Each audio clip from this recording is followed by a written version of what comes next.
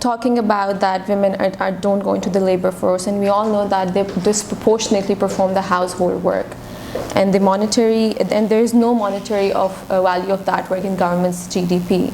So while countries like New Zealand, they have recently starting to count unpaid work in their GDP. So do you think that we should replicate the same model in Pakistan as well, that count unpaid work in government's GDP as well? Absolutely. I mean, I think that if you look at Europe and you look at Pakistan and other countries in this neighborhood, there is in every case we are seeing women in greater numbers get to the workforce, even though in Pakistan it's very slow. But over the past 30-40 years, more and more women have entered the workforce.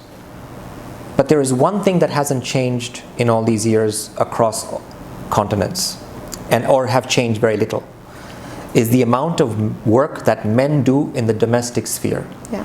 So if you count the number of hours men spend in the kitchen in 1950 versus 2000, hasn't changed marginally. So what does that mean?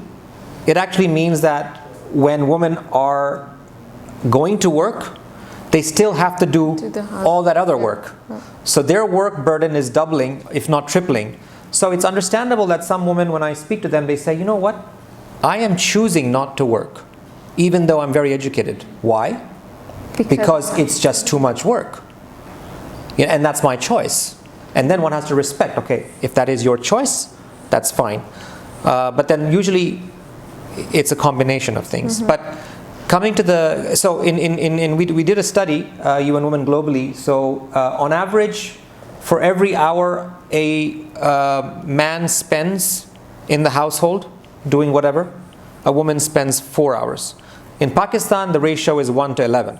So if a man is spending 1 hour, if you're lucky, if the man is spending 1 hour in the kitchen or doing laundry or doing something with household, a woman is spending 11 hours on average. So the gap in Pakistan is colossal, which means, to me, frankly, it's, yes, we can count the number of hours women spend, and we can monetize it, and that'll be a huge amount financially, to demonstrate, look, this is how much work women do, because that work isn't counted. Because it's not counted, it's seen as not valuable, and therefore doesn't enter the GDP figures.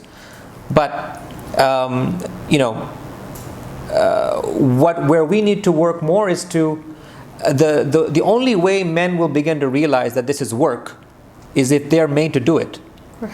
So as more and more men are told, pick up your socks, go chop a few onions, go look after the little one, change the bottle, those sorts of things, which, by the way, in Pakistan I have seen a handful of men start to do, but not nearly enough. Then they begin to realize, wow, this is a hell of a lot of work. Over the years I've realized, because luckily for me, or unluckily for me, my wife is one of those individuals who say, well, before you begin to, you're UN woman in the office, but you're also UN woman when you come home. Right. So your work doesn't stop. So hence I have to be fully in character the whole time. But anyway, jokes aside, I think that needs to change. And if you look at Nepal, for instance, you talked about New Zealand. Yeah. But in Nepal, the way they calculate this is, even if a woman in a rural area is collecting firewood or collecting water, they officially in their data, they count that as work. Right. Because collecting water and collecting firewood for the home is actually work that has an economic value. Right. So they are able to then factor this into the budgets to say this is work. If the woman didn't do this, how much would it cost to hire somebody to go and collect firewood and collect water? That has an economic value. If you calculate that, then you can say, wow, that economic contribution is huge.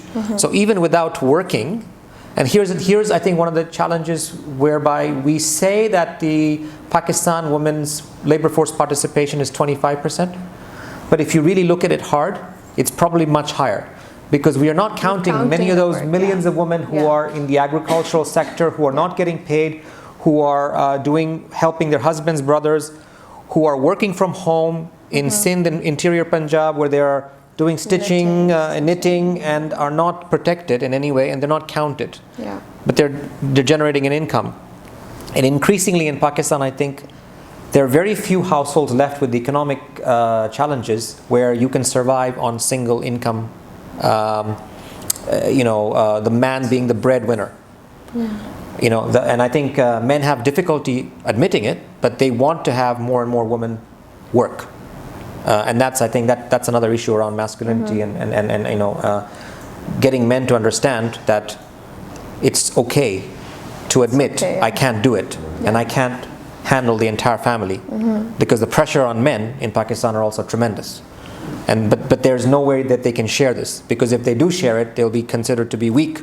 And that's not something any Pakistani or even Desi man wants to admit. Are you kidding me? We don't cry, we're tough, nothing can happen to us, we'll feed 15 of you, no problem.